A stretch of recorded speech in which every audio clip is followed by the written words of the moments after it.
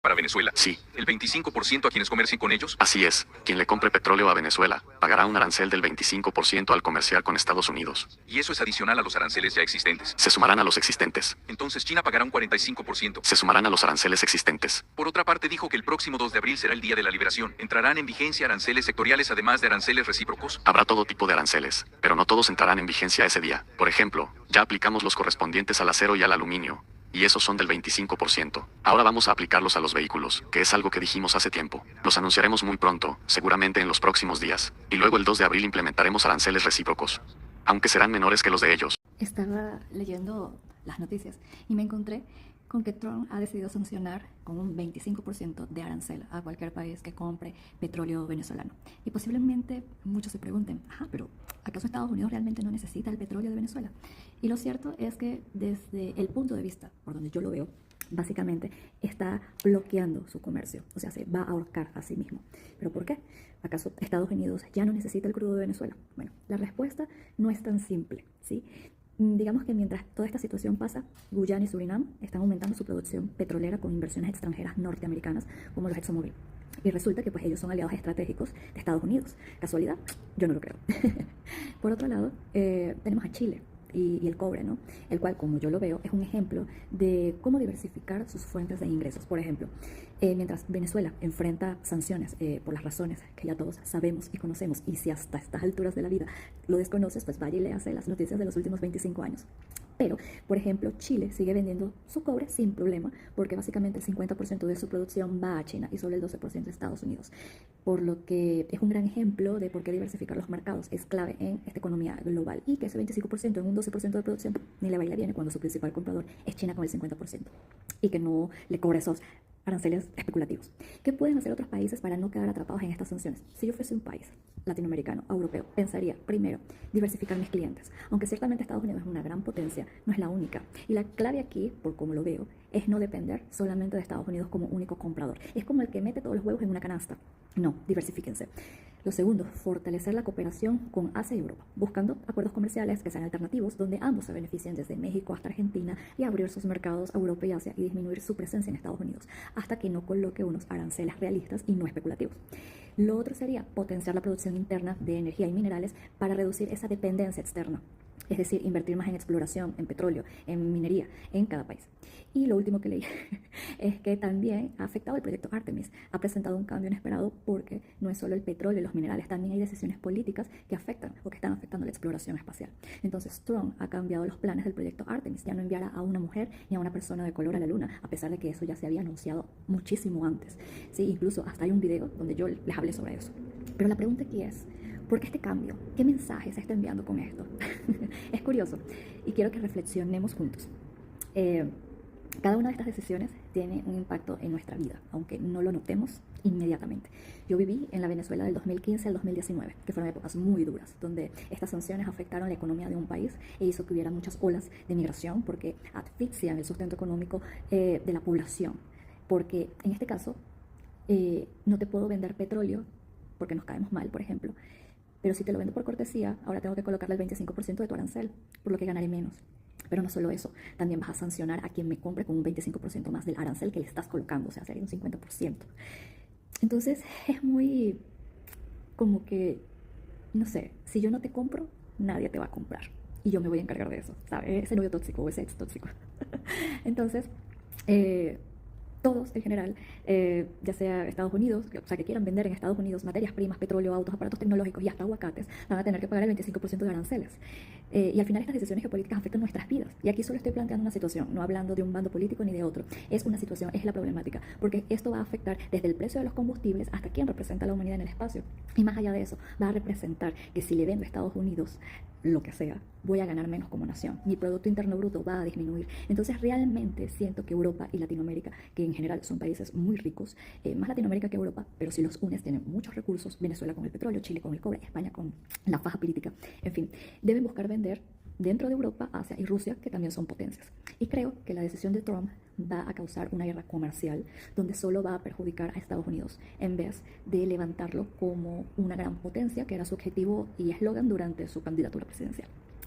Chicos, como les había comentado en historias, el video anterior sobre cuál era mi punto de vista sobre las últimas decisiones de Donald Trump causaron muchas interacciones, entre ellos comentarios al DM y a mi WhatsApp personal de personas comentándome su punto de vista, donde algunos coincidían y otros tenían opiniones distintas. Entonces, lo que voy a hacer a continuación es plantear, nombrando a estas personas individuos, cuál es su opinión al respecto. Y al final compartiré la mía y las respuestas que en su momento le di durante nuestra conversación.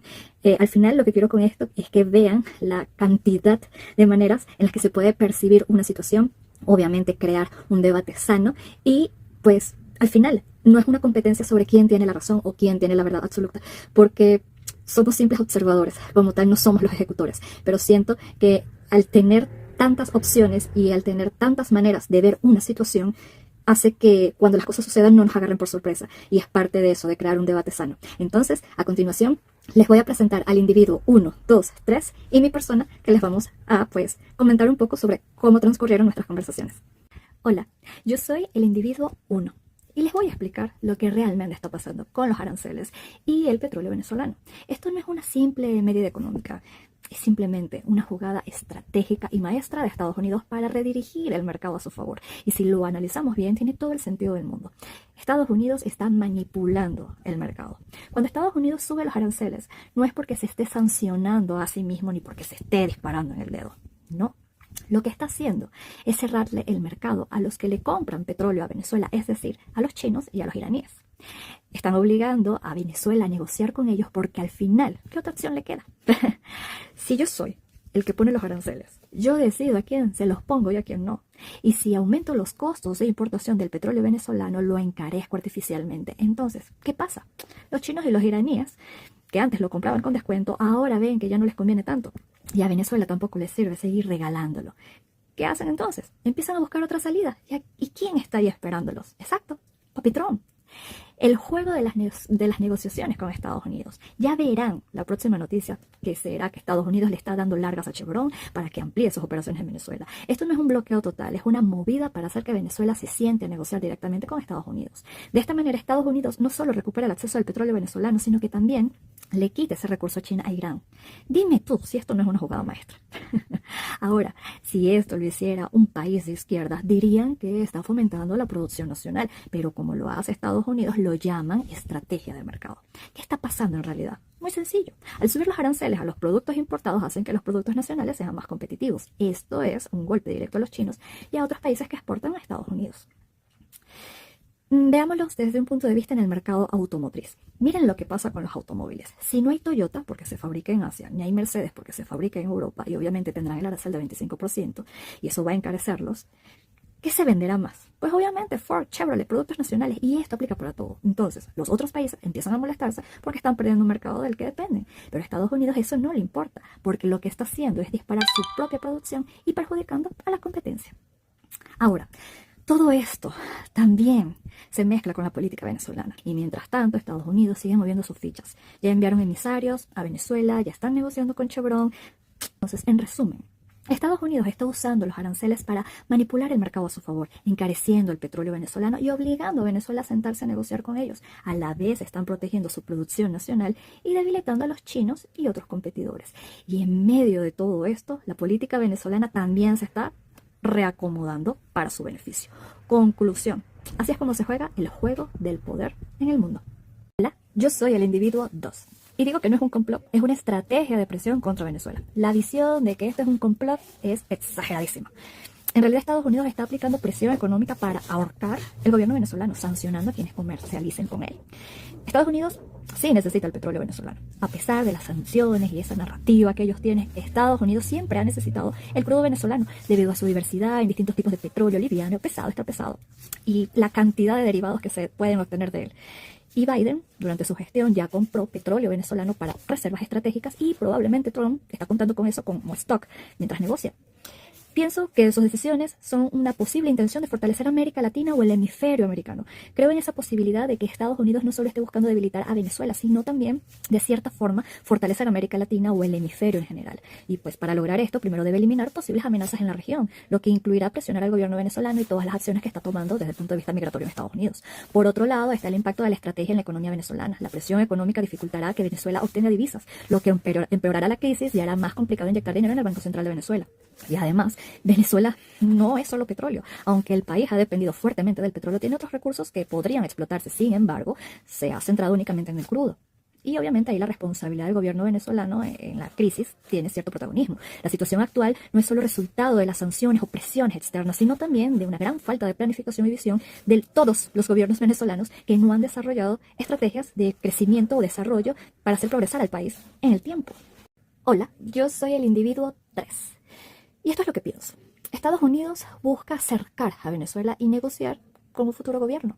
Las sanciones buscan debilitar al gobierno venezolano al máximo, para que cuando ya no puedan sostenerse, se vean obligados a negociar con un nuevo gobierno. Sin embargo, esto podría dejar al país endeudado y empeñado a largo plazo. Las sanciones afectan también a Estados Unidos. Aunque la intención es presionar a Venezuela, estas medidas también afectan a la economía estadounidense. Se percibe que hay una estrategia para justificar las sanciones y minimizar el impacto político negativo en Estados Unidos. Por otra parte, China puede sustituir el petróleo venezolano fácilmente. Aunque Venezuela exporta 500.000 barriles diarios a China, este país consume aproximadamente 15 millones de barriles diarios, lo que significa que, fácilmente puede reemplazar ese suministro. Y esto sugiere que las sanciones podrían estar diseñadas para dar a otros países una excusa diplomática, una señal entre líneas, para que corten relaciones con Venezuela sin quedar mal. Y esto, junto con las sanciones, ha generado un impacto en la estabilidad del dólar, tanto en el Banco Central de Venezuela como en el mercado paralelo.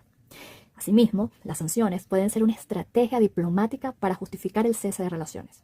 Es posible que estas medidas no solo busquen presionar a Venezuela, sino también darle a otros países como China una justificación política para dejar de comprar el petróleo sin que parezca una decisión unilateral. Hola nuevamente, ya escuchamos al individuo 1, 2 y 3. Quiero recalcar que la personificación de estos personajes es un compendio de lo que pude conversar en 10 chats de DM y 5 en WhatsApp, donde muchos tuvieron puntos en común, diferencias y percepciones interesantes sobre el video que les compartí, sobre qué pensaba sobre las decisiones de Donald Trump. Ahora, como geocientífica, les compartiré mi opinión y las respuestas que les compartí. Quiero empezar con que yo estoy de acuerdo con muchas de las políticas de Trump. Lo digo porque es un hombre de negocios y algo que sabe hacer muy bien es hacer dinero, empezando por ahí. Pero que me guste no significa que apoyo el 100% de lo que haga. Y es parte de no tener una fe ciega en alguien. Pero hay que analizar bien el orden en cómo se están ejecutando las cosas, porque si no puede terminar afectando más de lo que ayuda. Voy a explicarles punto por punto lo que está pasando con las sanciones, los aranceles y las estrategias económicas que desde mi punto de vista debería estar siguiendo. Primero, hablemos de las sanciones y cómo afecta a Venezuela. Mucha gente cree que las sanciones perjudican al gobierno, pero la realidad es que quienes más sufren son los ciudadanos. Ya lo vivimos entre el 2014 y 2019, mientras el precio del petróleo caía, había sanciones. El gobierno seguía bien, mientras que el pueblo pasaba hambre y miseria. Ahora, ¿cómo están vendiendo el petróleo los venezolanos si tienen sanciones? Fácil, con triangulación. Venden a través de terceros. Y este tipo de sanciones no encarecen el crudo porque hay otros países como Guyana y Surinam que están produciendo muchísimo, por lo que no veo que vaya a existir una escasez de petróleo en el mercado. Lo que va a generar es que Venezuela venda el petróleo tan caro que nadie se lo quiera comprar. Esto es como lo que pasó en Venezuela con el efecto bachaquero. Cuando regulaban los precios de los productos básicos se generaba un mercado negro donde la gente los vendía mucho más caros. Aquí pasará algo parecido desde mi punto de vista, o así es como lo veo yo, ¿no? El gobierno venezolano sigue vendiendo su petróleo, pero de una manera más cara y menos eficiente. Segundo, y aquí es donde quiero hacer una pausa, porque Venezuela es un claro ejemplo de lo que pasa cuando una economía se basa en una sola fuente de ingresos. Esto no es un problema reciente. Desde 1920, cuando se descubrió petróleo en Venezuela, el país se enfocó solo en explotar este recurso y dejó de lado otras industrias. ¿Qué pasó? Bueno, la agricultura se abandonó. Antes de la fiebre del petróleo, Venezuela era un país agrícola y autosuficiente. La manufactura nunca se desarrolló porque el dinero del petróleo lo importaba todo. Todo el crecimiento del país dependía de los precios de los crudos, principalmente todo lo que era el Producto Interno Bruto. Pero si Venezuela desde el inicio, desde que se descubrió el petróleo con Gómez en los años 20, hubiese invertido en agricultura, turismo, minería, manufactura, tecnología y petróleo, con el paro petrolero del 2002, la economía de Venezuela no le hubiese pasado, ni coquito, ni un resfriado. No hubiera existido la inflación y las crisis posteriores. Siento y creo que el caso de Venezuela es un ejemplo para los demás países de lo que no pueden hacer, que es depender o anclar la economía a un rubro y mucho menos tener un solo comprador, sino que deben abrir el mercado. Así es como lo veo yo. ¿Y qué pasa cuando anclas toda tu economía a un solo recurso? Que cuando ese recurso cae de precio o enfrenta sanciones, te hundes. Y eso es lo que pasa en Venezuela, o lo que pasó en Venezuela, y ha pasado una y otra vez. La lección aquí es clara, una economía tiene que diversificarse, no puedes depender de un solo sector porque si falla arrastras a todo un país contigo y los venezolanos y todo el planeta Tierra es testigo de lo que ha pasado en Venezuela en los últimos 25 años. Tercero, ahora pasamos a los aranceles. Trump ha puesto aranceles del 25% a varios países, pero fíjense que no a todos. Él aplica sanciones dependiendo de si Estados Unidos depende o no de ese país. Por ejemplo, cuando amenazó con el arancel del 25% a Canadá, los canadienses le recordaron que Estados Unidos depende en un 70% de su electricidad. ¿Qué pasó? No les aplicó el arancel. Canadá le dijo, te vuelves loco y te bajamos los breques de la luz a ver cómo gobiernas sin luz en Estados Unidos. Es un juego de dependencia económica. Si Estados Unidos no te necesita, te sanciona. Si te necesita, te deja tranquilo.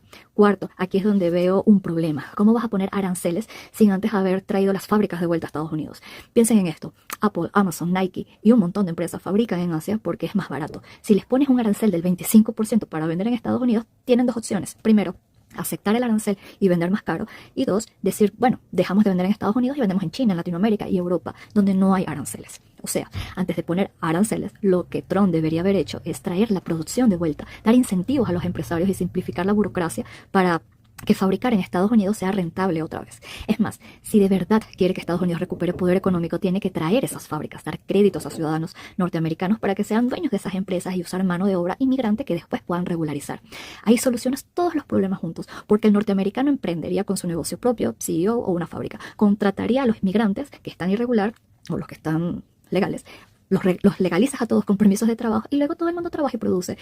Quinto, este impacto también lo vamos a ver en los autos, como lo mencionó uno de los individuos. BMW, Audi y Mercedes van a pensar dos veces antes de pagar un 25% de aranceles para vender en Estados Unidos. Si tienen otros mercados sin restricciones, podrían simplemente dejar de vender ahí. Ahora, ¿qué está haciendo Trump? Está impulsando la producción de autos dentro de Estados Unidos como Tesla, Ford, Chevrolet para reemplazar a estas marcas extranjeras. Lo mismo puede pasar con la electrónica y hasta con los alimentos. Imagínense a los aguacates de México. Le ponen un 25% de arancel o se encarecen para el consumidor o simplemente dejan de importarlos. El sexto punto. Muchos piensan que Trump y Putin son polos opuestos, pero en realidad se entienden, yo diría que súper bien. ¿Por qué? Porque tienen intereses económicos comunes. Un ejemplo claro es la explotación minera en Groenlandia, un territorio con muchísimos recursos estratégicos. Aquí no se trata solo de política, sino de negocios, de mucho dinero de por medio que generan los recursos minerales y energéticos. Ambos saben que ahí hay una mina de oro, o corrección, más bien minerales estratégicos, y quieren asegurarse de que no caiga en manos de China. Séptimo, considero que hay un error en la ejecución de la estrategia. Miren, yo entiendo lo que Trump quiere hacer. Él quiere devolver el poder económico a Estados Unidos, pero el problema es el orden en el que lo está haciendo. Para mí el plan correcto debería haber sido: 1. Repatriar las fábricas de Asia a Estados Unidos. 2. Ofrecer incentivos fiscales y burocráticos para que sea rentable producir en Estados Unidos. 3. Generar empleo con estos nuevos centros de producción. 4. Aumentar las exportaciones para fortalecer la economía a esas exportaciones, incluirle el 25% y aumentar el Producto Interno Bruto. Y quinto, ahora sí, aplicar los aranceles para que el mercado interno esté protegido. Y si tú, México, quien sea, quieres vender aquí, vas a tener que pagar el 25%. El problema es que está poniendo las barreras primero sin haber fortalecido la industria interna y eso puede traer más problemas que soluciones. Octavo, no cometas el error de Venezuela. Y aquí volvemos a la lección de Venezuela. Si Estados Unidos sigue el camino que está tomando Trump sin fortalecer su industria antes de aplicar restricciones, puede terminar sufriendo algo similar como una dependencia económica peligrosa. Si solo pones aranceles sin tener industrias fuertes, lo que provocas es que la empresa se vaya a otros países y si no diversificas tu economía, te vuelves vulnerable a cualquier crisis externa. Entonces, ¿qué estamos viendo aquí? Una estrategia que en teoría tiene sentido, pero que en la práctica se está implementando en el orden equivocado desde mi punto de vista.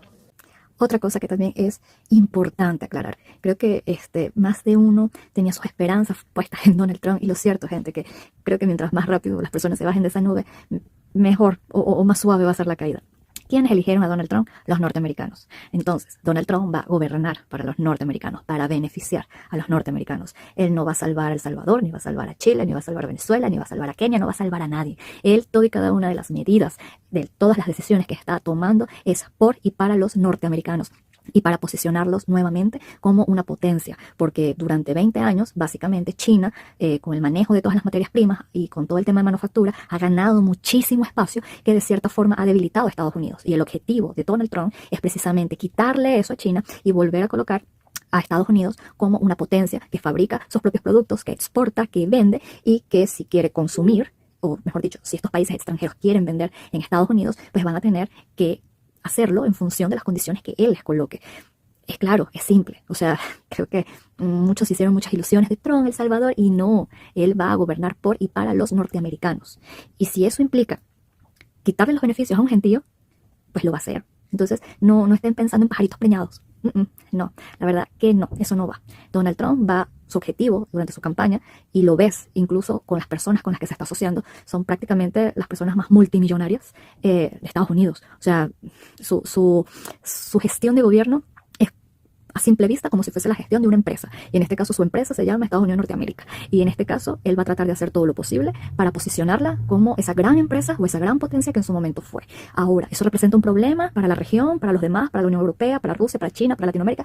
Bueno, no lo sabemos. Se verá. Entonces, quizás para eso muchos sea un gran beneficio o quizás para otros sea un gran problema. Pero eso dependerá. Como dice una canción, depende. Depende con los ojos con los que se mire, depende. Ahora, para finalizar, porque no pensé que el video fuera a durar tanto, Trump lo que quiere hacer es que Estados Unidos vuelva a ser una potencia industrial. Pero si sigue así, en lugar de traer fábricas de vuelta, puedes terminar perdiendo empresas que simplemente se irán a vender a otros mercados que les puedan resultar más rentables y a su vez les puedan generar mayores márgenes de ganancia. Ahora bien, ¿puede corregir el rumbo? Definitivamente sí, pero tiene que actuar rápido. Lo primero que debería hacer es reubicar la manufactura. Todas esas empresas norteamericanas, Nike y Amazon, que tienen esa matriz en Asia, mandarla a Estados Unidos y garantizar el empleo interno norteamericano y luego después empezar a poner las barreras económicas. Si lo hace bien, Estados Unidos puede fortalecerse. Si no, lo que puede pasar es que otras economías como China, Europa y Latinoamérica aprovechen ese vacío y se lleven los negocios que Estados Unidos está dejando escapar, imponiéndole esos aranceles tan altos y tan especulativos, desde mi punto de vista. No es lo mismo colocar un arancel de 10%, de 5%, a 25%. Ahorita es 25%, mañana quizás le da por poner, qué sé yo, 30%, y se hace menos sostenible. Entonces, ¿qué piensan ustedes de toda esta interacción? ¿Con quién están o cuál piensan ustedes que es la persona más asertiva en cuanto a toda esta situación, a quien quizás tiene los puntos muy bien claros? El individuo 1, el individuo 2, el individuo 3, mi persona, o quizás todos tenemos un poquito de razón en lo que estamos diciendo, en los análisis que estamos haciendo. Déjamelo en los comentarios porque quiero leerte. Así que bueno, ya con este video tan largo, creo que ya finalizamos este tema. Y bueno, cualquier duda, pregunta, cualquier curiosidad, ya saben que me pueden escribir por DM o por los comentarios del video. Se me cuidan.